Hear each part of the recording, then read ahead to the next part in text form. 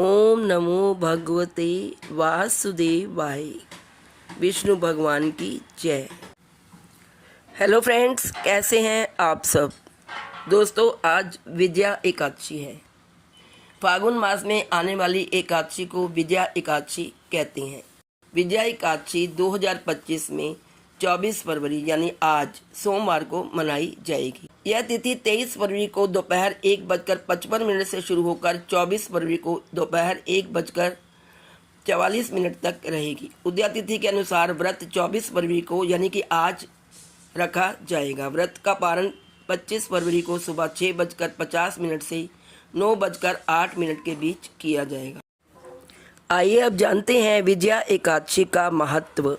विजया एकादशी का व्रत रखने से जीवन में सफलता और शत्रुओं पर विजय प्राप्त होती है। जैसे कि इसके नाम से ही विदित है, विजया एकादशी। आपकी हर काम पर विजय आपको मिलती है। पौराणिक मान्यताओं के अनुसार भगवान राम ने लंका पर विजय पाने के लिए इस व्रत का पालन किया था। मान्यता है कि विजया एकादशी का व्रत करने से व्यक्ति के सारे पाप नष्ट होते हैं और उसे मोक्ष की प्राप्ति होती है। इस व्रत को करने से शत्रुओं पर विजय प्राप्त होती है और सभी कार्यों में सफलता मिलती है। धार्मिक मान्यता के अनुसार विजया एकादशी को व्रत करने से वाजपेयी यज्ञ के समान फल मिलता है। विजया एकादशी का व्रत जीवन में सफलता, समृद्धि और शांति लाने में सहायक है। भगवान विष्णु की कृपा प्राप्त करने के लिए इस व्रत का पालन श्रद्धा और विधि विधान से करना चाहिए। विजया एकादशी का विशेष महत्व स्कंद पुराण में भी बताया गया है। इस व्रत को भगवान राम के साथ भगवान लक्ष्मण ने भी किया था। ये व्रत भगवान विष्णु को समर्पित है। ऐसा कहा जाता है कि जो व्यक्ति एकादशी का व्रत रखता है उसे साल भर में आने वाली सभी एकादशियों का फल मिलता है। स्कंद पुराण के अनुसार विजया एकादशी का व्रत रखने से व्यक्ति को विजय प्राप्त होती है। जब भगवान राम कपिदल के साथ सिंधु तट पर पहुंचे तो रास्ता रुक गया था। समीप में दालभ्य मुनि का आश्रम था, जिन्होंने अनेकों ब्रह्मा अपनी आंखों से देखे थे। ऐसे चिरंजीव मुनि के दर्शनों के लिए सेना सहित दंडवत करके समुद्र से पार होने का उपाय पूछा।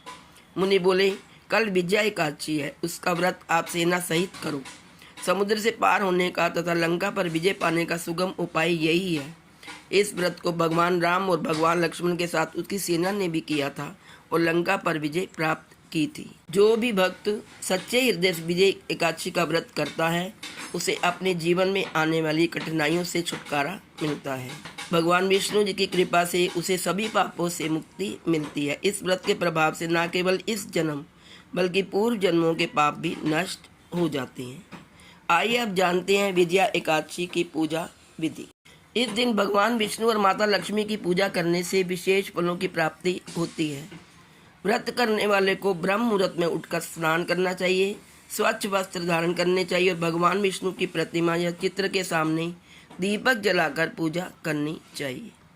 पूजा में फल, फूल, धूप, दीप और नैवेद्य अर्पित करें और विष्णु जी के मंत्र ओम नमो भगवते वासुदेवाय का मंत्र जाप करें। विजया एकादशी की कथा पढ़ें या सुनें। दिन भर उपवास रखें और रात्रि में भगवान विष्णु की आरती करें। अगले दिन द्वादशी तिथि को व्रत का पारण करें। विजया एकादशी के दिन दान का भी बहुत महत्व है। इस दिन अन्न, वस्त्र, धन और गौदान करना पुण्यदायी माना जाता है। जरूरतमंदों की सहायता करने से भगवान विष्णु की कृपा प्राप्त होती है और जीवन में खुशहाली तथा सुख समृद्धि आती है। व्रत के दौरान पर निंदा, छल कपट, लालच और द्वेष की भावनाओं से दूर रहना चाहिए। गहरे काले रंग के वस्त्र कभी न पहने और चावल तथा भारी खाद्य पदार्थों का सेवन करने से बचें। रात्रि के समय भगवान विष्णु का भजन करना और उनके मंत्रों का जाप करना बहुत ही पुण्यकारी माना गया है। आइए अब सुनते हैं विजया एकादशी की पवित्र कथा। दोस्तों, ऐसी मान्यता है कि विजया एकादशी का व्रत तभी सफल होता है जब उसकी कथा सुनी जाए या पढ़ी जाए। इसकी कथा या कहानी के बिना विजया एकादशी का जो व्रत है वो अधूरा माना जाता है। तो आइए चलते हैं, सुनते हैं विजया एकादशी की पवित्र कथा। एक बार देवऋषि नारद ने जगत पिता ब्रह्मा जी से कहा, हे ब्रह्मा जी, आप मुझे फागुन मास के कृष्ण पक्ष की विजया एकादशी का व्रत और उसकी विधि बताने की कृपा करें। नारद की बात सुन ब्रह्मा जी ने कहा, हे पुत्र, विजया एकादशी का उपवास पूर्व के पाप और वर्तमान के पापों को नष्ट करने वाला है। इस एकादशी का विधान मैंने आज तक किसी से नहीं कहा, परंतु तुम्हें बताता हूँ। यह उपवास करने वाले सभी मनुष्यों को विजय प्रदान करती है। अब श्रद्धा पूर्वक कथा का श्रवण करो। श्री राम को जब 14 वर्ष का वनवास मिला, तब वह भ्राता लक्ष्मण तथा माता सीता सहित पंचवटी में निवास करने लगे। उस समय महापापी रावण ने माता सीता का हरण कर लिया था। इस दुखद घटना से श्री राम जी तथा लक्ष्मण जी अत्यंत दुखी थे और सीता जी की खोज में वन वन भटक रहे थे। जंगल जंगल घूमते हुए वे मरणासन जटायु के पास जा पहुंचे। जटायु ने उन्हें माता सीता के हरण का पूरा वृत्तांत सुनाया और भगवान श्री राम जी की गोद में प्राण त्याग कर स्वर्ग की तरफ प्रस्थान किया। कुछ आगे चलकर श्री राम व लक्ष्मण जी की सुग्रीव के साथ मित्रता हो गई और वहां उन्होंने बाली का वध किया। श्री राम भक्त हनुमान जी ने लंका में जाकर माता सीता का पता लगाया और माता से श्री राम जी तथा महाराज सुग्रीव की मित्रता का वर्णन सुनाया। वहां से लौटकर हनुमान जी श्री रामचंद्र जी के पास आए और अशोक वाटिका का सारा वृत्तांत कह सुनाया। अब हाल जानने के बाद श्री रामचंद्र जी ने सुग्रीव की सहमति से वानरों तथा भालुओं की सेना सहित लंका की तरफ प्रस्थान किया। समुद्र किनारे पहुंचने पर श्री राम जी ने विशाल समुद्र को घड़ियालों से भरा देखकर लक्ष्मण जी से कहा, हे लक्ष्मण, अनेक मगरमच्छों और जीवों से भरे इस विशाल समुद्र को कैसे पार करेंगे?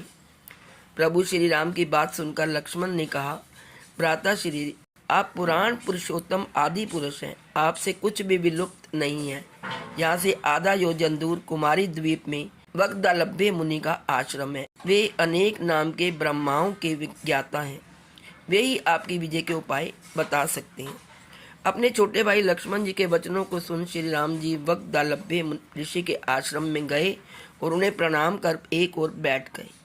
अपने आश्रम में श्री राम को आया देख महर्षि वक्दालभ्य ने पूछा, हे श्री राम, आपने किस प्रयोजन से मेरी कुटिया को पवित्र किया है? कृपा कर अपना प्रयोजन कहें मुझे। मुनि के मधुर वचनों को सुन श्री राम जी ने कहा, हे ऋषिवर, मैं सेना सहित यहाँ आया हूँ और राक्षस राज रावण को जीतने की इच्छा से लंका जा रहा हूँ। कृपा कर आप समुद्र को पार करने का कोई उपाय बताएं। आपके पास आने का मेरा यही प्रयोजन है। महर्षि वक्दालभ्य ने कहा, हे राम, मैं आपको एक अति उत्तम व्रत बतलाता हूँ, जिसके करने से आपको विजय श्री अवश्य ही प्राप्त होगी। यह कैसा व्रत है मुनि श्रेष्ठ, जिसे करने से समस्त क्षेत्रों में विजय की प्राप्ति होती है? जिज्ञासु हो श्री राम ने पूछा। इस पर ऋषि वक्दालभ्य ने कहा, हे श्री राम, फागुन माह के कृष्ण पक्ष की विजया एकादशी का उपवास करने से आप अवश्य ही समुद्र को पार कर लेंगे और युद्ध में भी आपकी विजय होगी। हे मर्यादा पुरुषोत्तम, इस उपवास के लिए दशमी के दिन स्वर्ण, चांदी, तांबे या मिट्टी का एक कलश बनाएं। उस कलश को जल से भरकर उस पर पंच पल्लव रखकर उसे वेदिका पर स्थापित करें। उस कलश के नीचे सतनजा अर्थात मिले हुए 7 अनाज और ऊपर जौ रखें। उस पर विष्णु की स्वर्ण की प्रतिमा स्थापित करें। एकादशी के दिन स्नान आदि से निवृत्त होकर धूप, दीप, नैवेद्य, नारियल आदि से भगवान हरि का पूजन करें। वह सारा दिन भक्ति पूर्वक कलश के सामने व्यतीत करें और रात को भी उसी तरह बैठे रहकर जागरण करें। द्वादशी के दिन नदी या तालाब के किनारे स्नान आदि से निवृत्त होकर उस कलश को ब्राह्मण को दे दें। हे दशरथ नंदन, यदि आप इस व्रत को सेनापतियों के साथ करेंगे तो अवश्य विजय श्री आपका वरण करेगी। मुनि के वचन सुन तब श्री रामचंद्र जी ने विधि पूर्वक विजया एकादशी का व्रत किया। इसके प्रभाव से राक्षसों के ऊपर विजय प्राप्त की। जो मनुष्य इस व्रत को विधि विधान के साथ पूर्ण करेगा, उसकी दोनों लोकों में विजय होगी। श्री ब्रह्मा जी ने नारद जी से कहा था, जो इस व्रत का महात्म्य श्रवण करता है या पढ़ता है, उसे वाजपेयी यज्ञ की फल की प्राप्ति होती। तो दोस्तों, ये थी पवित्र कथा विजया एकादशी की। तो आप सबको मेरी तरफ से विजया एकादशी की हार्दिक शुभकामनाएं। भगवान विष्णु आपके जीवन में सदैव खुशियां तथा सुख समृद्धि प्रदान करें। ओम नमो भगवते वासुदेवाय। Please like share and subscribe. Thank you so much.